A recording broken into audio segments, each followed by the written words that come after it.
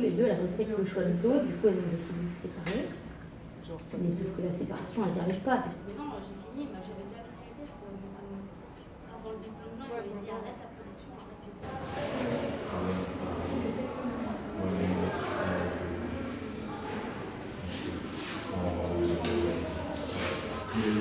toute façon, ton c'est pas ça que est-ce que tu veux bien commencer à dérouler les. Ouais, lui, il y a un vrai dîner. Et ici, tu éponges, tu tires une fois, tu reposes, tu ramasses ton encre au maximum dans ton pot et on va bien tout nettoyer, on va partir à zéro. Ça c'est les combinés. Là on en est à...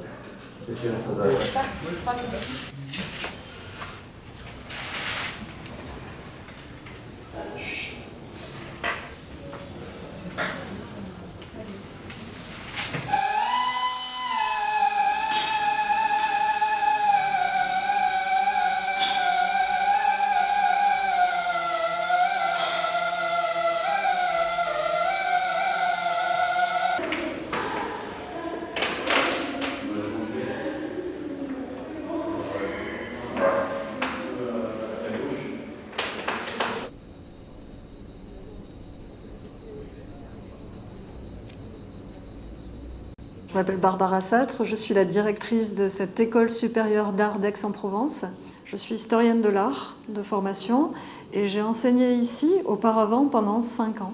C'est une école qui a émergé à la fin des années 70 et de fait elle a émergé aussi avec une réforme des écoles d'art et aussi avec un changement assez fort, assez importante de la culture qui était celle des beaux-arts auparavant, et qui consiste au décloisonnement des pratiques, au décloisonnement des arts. Et ça se manifeste ici par des espaces qui eux-mêmes sont décloisonnés. Donc c'était une volonté de l'architecte et force est de constater que ça fonctionne. Nos ateliers sont poreux et ces porosités-là, elles amènent les gens à être dans cette forme de communauté qui facilite les échanges. Tu veux que je fasse avec en vrai, si là t'es dispo, carrément. Parce que je vais aller manger. Il y a la bibliothèque en train de chauffer au soleil. Ouais, mais j'y vais, mais en fait, c'est que je voulais dire avec lui.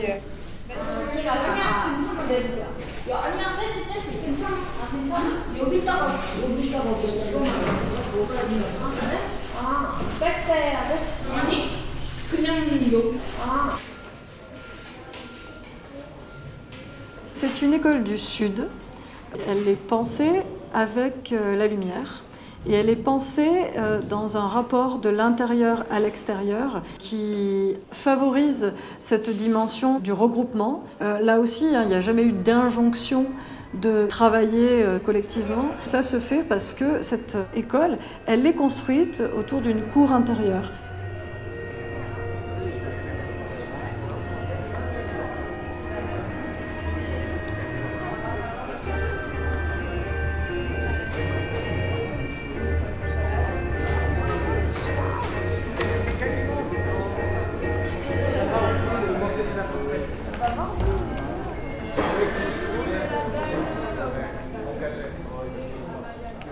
Le principe de la Médina, c'est une ville dans la ville.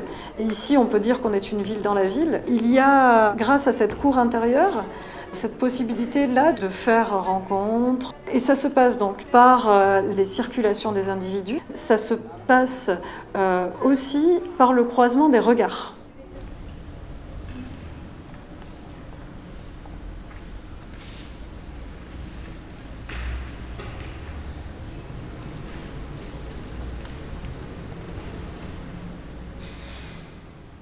Cette architecture, elle est vraiment si particulière et intéressante que j'ai pu m'en emparer, notamment au niveau de la hauteur sous plafond. J'aime beaucoup travailler à différentes échelles, que ce soit à ma propre échelle, donc très accessible, ou sur une échelle beaucoup plus monumentale. Donc je travaillais beaucoup les suspensions dès que je le pouvais. Ensuite, j'ai été quand même influencée par le fait que cette école, elle regorge aussi de colonnes. Et ça paraît un peu amusant comme ça, mais j'ai quand même bâti aussi un projet grâce à ces colonnes de l'école en les moulant. Je pense que c'est pas non plus anodin, comme je travaille beaucoup sur la colonne, le fait d'en voir autour, ça m'influence forcément. Ça m'intéressait d'évoluer dans cet espace, le fait qu'il y ait aussi un petit peu comme des balcons, avec des gens au balcon qui regardent le diplôme. Ça me semblait aussi évoquer un petit peu les espaces publics et la ville.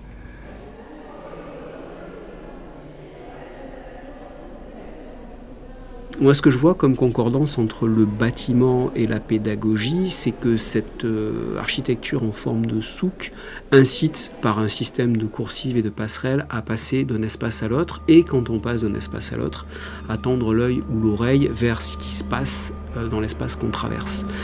Donc il me semble que à la fois l'école et la pédagogie sont traversantes et transversales, et qu'on a essayé d'utiliser le mieux possible les bâtiments pour mener une pédagogie qui est non pas une pédagogie enfermée à l'intérieur d'ateliers, mais une pédagogie dans laquelle on se déplace.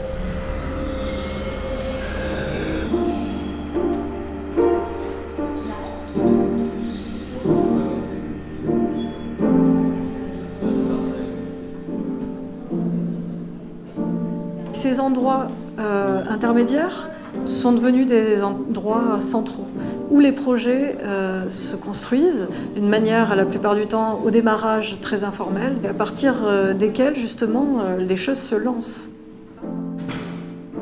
Et c'est de ces convergences physiques que convergent aussi nos idées et par là même nos projets.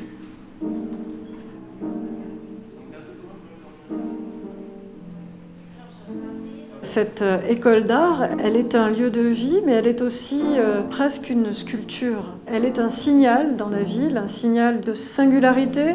Par exemple, ces signes que produisent les claustras, donc ces pare-soleil, ils indiquent aussi quelque chose qui n'appartient qu'à cette école. Et je pense qu'il y a un gros effet d'appropriation par les étudiants, par les enseignants, par l'ensemble de l'équipe, de ce qui fait la ligne de l'école. Une ligne simple, mais une ligne réellement inscrite. Ici, sur ce site, mais inscrite aussi dans la ville.